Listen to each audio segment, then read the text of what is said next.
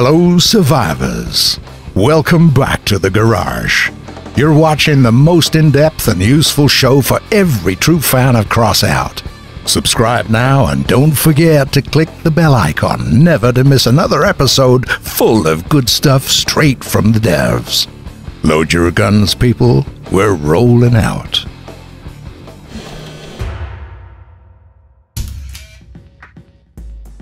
Survivors, today is a very special test drive episode.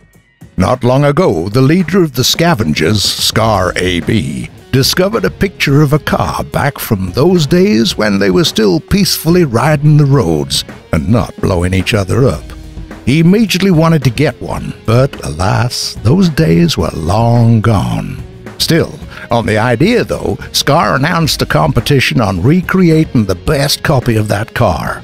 You could have read about that on the official Crossout forum. The competition itself has ended, so we've decided to show you a couple of high-quality entries.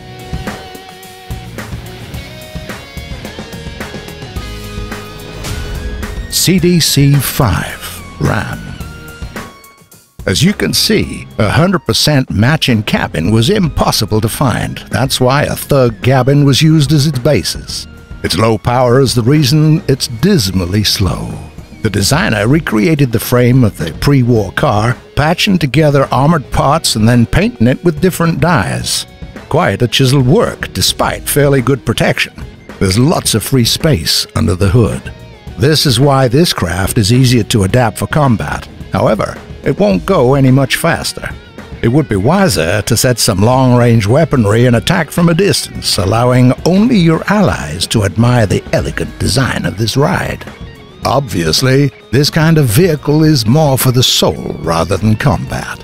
However, in the wastes there can always come a moment when one has to rush to battle all available vehicles. As for the exterior, it's nearly flawless. The ride looks pretty much like the original.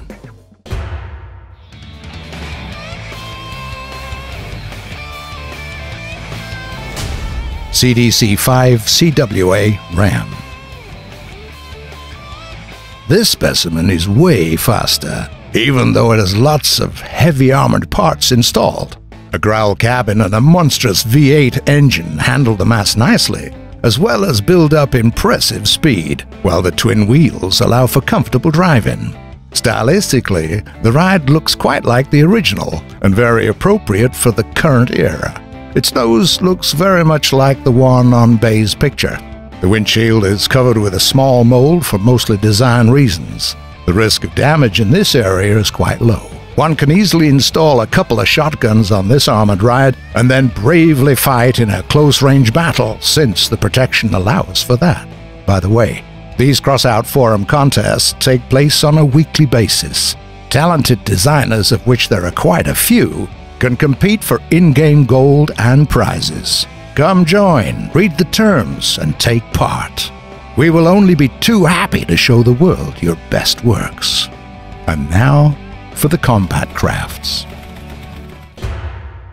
In the second part of the video, you're about to meet Steppenwolfs, the most organized faction of the post-Crossout world. Right now, we're gonna show you a couple of good rides created on Steppenwolf's workbenches.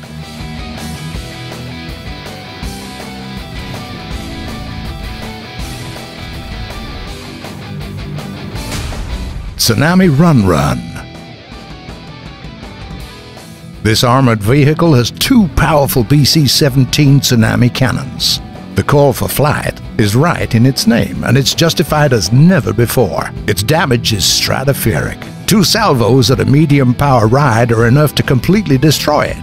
Stylistically, these cannons resemble the ship-mounted ones, but are incapable of turning around the wide arc. If you take into account the fact that the ride has 5 pairs of wheels, this can turn out to be trouble. However, this monster might just not give a damn about its enemies. Tsunami has 11,000 points of power. The vehicles will again and again get into dangerous companies, but its health level of over 3,000 points guarantees quite a support. Thanks to the scope, Tsunami is able to place fire from a safe distance. Stylistically, this ride slightly resembles a ship, probably because of the multi-layered decks. It's a pity, though, that you can't install anything on them anymore. Humpback's 12 points of energy, as well as additional 3 points of gas generator, has already been spent. As if it was a joke, the designer welded the mold of a steam train to the nose of this cruiser.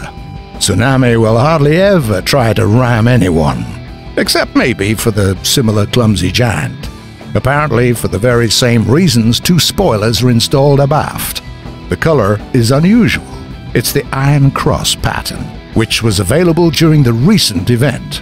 It makes Tsunami look a bit whimsical. However, it's no longer gonna be a laughing matter for the enemies when both hull guns are aimed at their craft.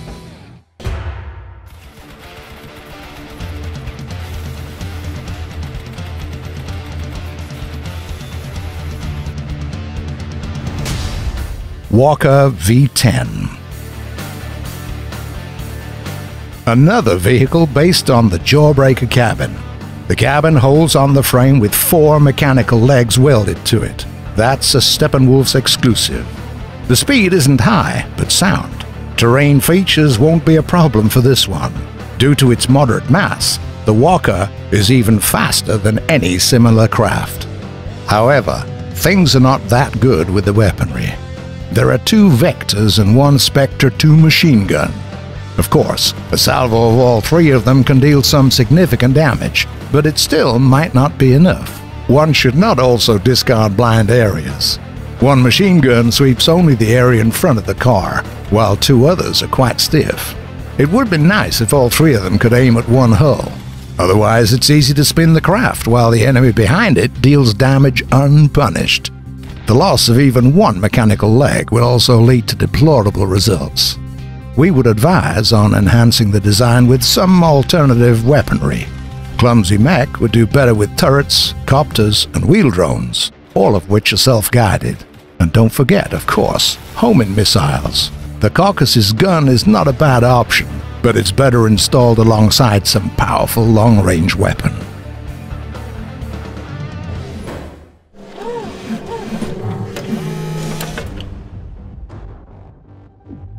Steppenwolves are one of the factions within the high-powered organization of the Brotherhood, along with the Scavengers.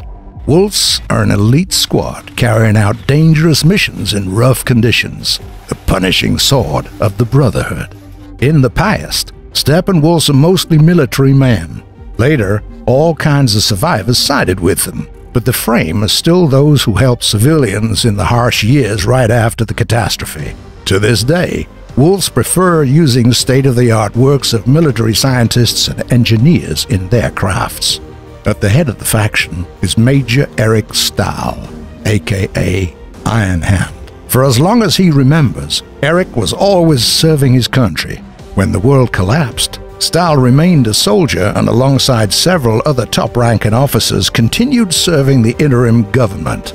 Generally speaking, his life hasn't changed much.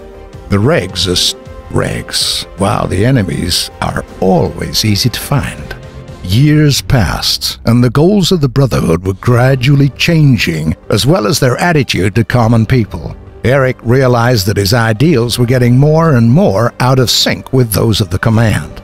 He tried to spend as much time as possible in combat, sparing neither himself nor his subordinates. With his honesty and uncompromisingly following the regs, Eric earned respect of soldiers as well as growing mistrust of the headquarters. His popularity was so huge that even after losing his arm, he wasn't released as any other flawed member of the Brotherhood, but instead got a mechanical prosthesis and a corresponding nickname. But when his scars and eyes started glowing, Eric understood that he had spent too much time in the wastes, and the time came to embark on his last crusade. He took the best fighters among those not anymore welcome in the headquarters and darted northwest to fight for the new lands in the name of the Brotherhood. In their approach to crafting, wolves resemble scavengers.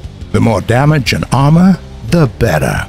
They usually use different armored parts off abandoned military machinery, but sometimes pay attention to the parts of other factions, especially when it comes to weaponry and design elements. Wolf's vehicles are their calling card. You'll never mistake them for any other. The quality and the military discipline are seen from afar. To enter the faction is harder than any other. You'll need level 25 instead of 10. Steppenwolves are the only faction as of today capable of constructing 2 cabins, the Jawbreaker and the Humpback. The first one is a rare one. Has an increased safety factor of 225 points of structure and 11 points of energy. The fastest engine among armored cabins lets you assemble both a fast-running craft with close-range and middle-range weaponry and a long-range fighter. The Humpback is the only epic cabin in the game. 300 points of structure, 12 points of energy, maximum tonnage and slow engine make it appropriate for those preferring long-distance fights. This cabin is not easy to find. This is why survivors often use Scavenger's Trucker as an affordable alternative, which is, well, weaker in all parameters. Here is a Sidekick wheel drone which has a Spectre 2 machine gun aboard. Since it's a tangible assistance in battle, survivors often take it with them, and it's easy to assemble. As with other parts of similar class, you'll need several regular parts, copper, and scraps.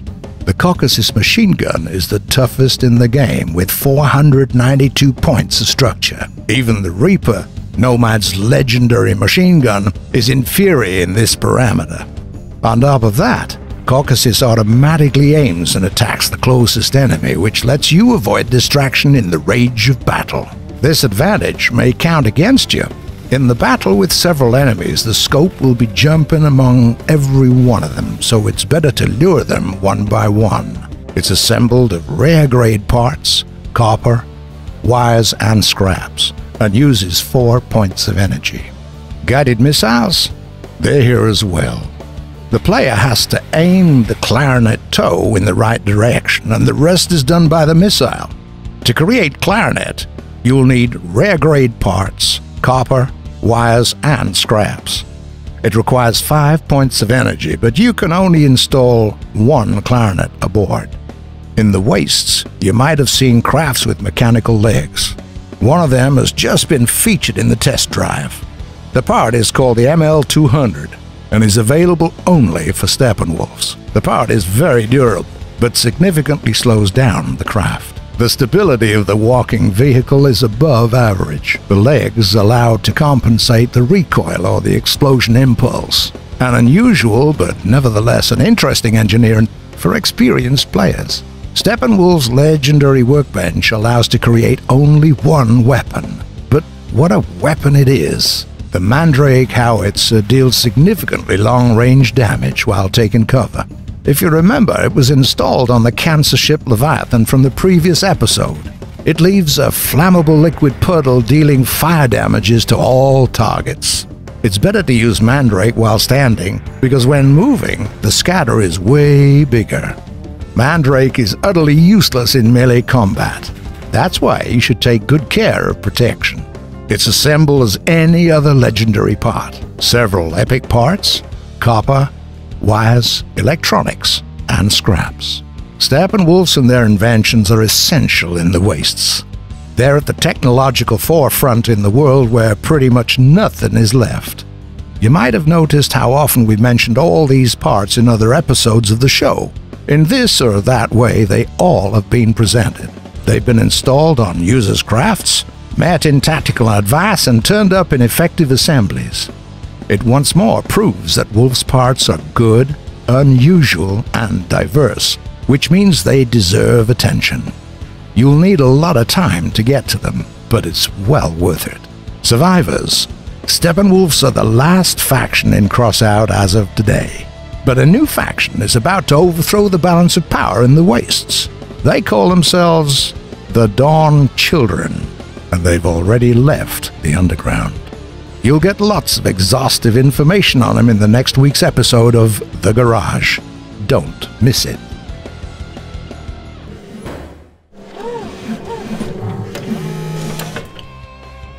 A new week has granted us a new bunch of hotspot questions from the gamers. Here we go. Will Crossout be released on a Mac? We would love to give Mac users an opportunity to play Crossout, but this takes some time. Can you let players create their own maps? We do not currently plan to introduce this functionality. However, we're always ready to discuss players' ideas in our forum. Why did you change controls on Xbox with the latest update? Can I switch them back? We're trying to make the controls as comfortable as possible for all the players. In the upcoming updates, we'll continue to improve it.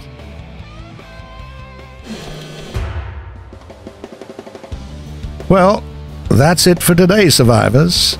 We're close to the anniversary 10th episode of The Garage, and we'll definitely get a couple of surprises for you.